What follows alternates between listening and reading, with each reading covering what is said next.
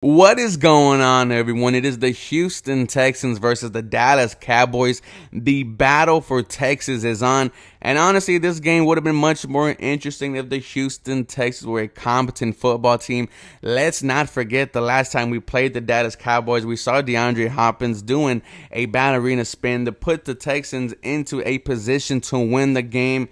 It's crazy how life just changes for you. Flash forward to now, 1-10-1.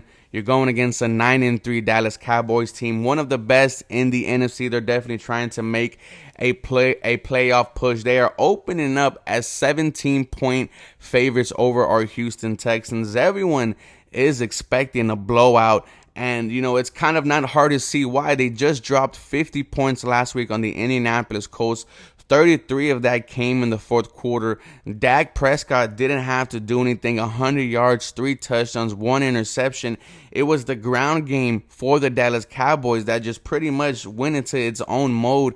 Tony Pollard had 91 yards. Ezekiel Elliott had 77 yards. Malik Davis had 30 yards. And each and every single one of those running backs, they had a touchdown each. So we do know the Achilles heel for the Houston Texans is the run game, right? They were somewhat able to keep Nick Chubb and Kareem Hunt in check. However, because Kyle Allen was just giving points to the defense, right, it wasn't really that hard to, it wasn't really hard to keep that offense on the field.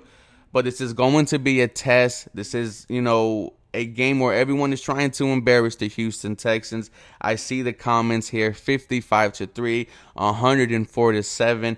No one is picking the Houston Texans to win this game, right? It is Davis Mills' start, his first start from being benched against the Washington Commanders, where he had a horrible performance, man. My message to Davis Mills is just go out there and don't be afraid.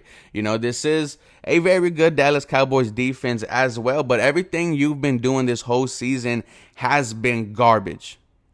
You have outplayed yourself out of the starting role for the future of this team.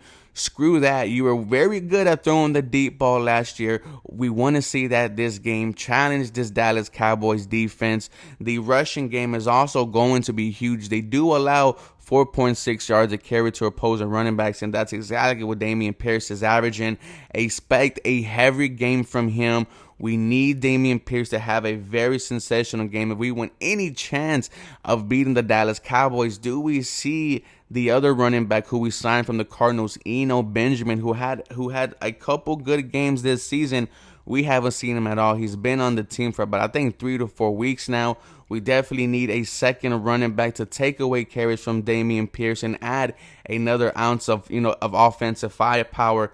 Do we see Amari Rodgers? We haven't seen none of these new signees at all. And when you look at the injury report for the Houston Texans, you see no Brandon Cooks, you see no Nico Collins. That's your number 1 and 2 wide receivers right there. So right now it's slated that Chris Moore and Philip Dorsett, are slated to be your starting wide receivers. So we need to see these guys that we signed now continue to play, because we haven't seen one at all, right? I think it was Tylen Johnson in the beginning for the Buccaneers, then it was Tyron Johnson from the Raiders, and we need to see one of these players step up and make plays for this offense. Is that going to happen? History has repeated this whole season until this is a very bad football team. Nonetheless, you're going against a rival. You are putting on for your city. You're putting on for Texas. H-Town versus Dallas. Davis Mills, stand up, bro. Make this game somewhat competitive. Even if you still lose, make the Dallas Cowboys sweat. And let's get as close to Bryce Young as humanly possible. Let me know what you feel about this game, guys. As always, go Texans. You have a very blessed day.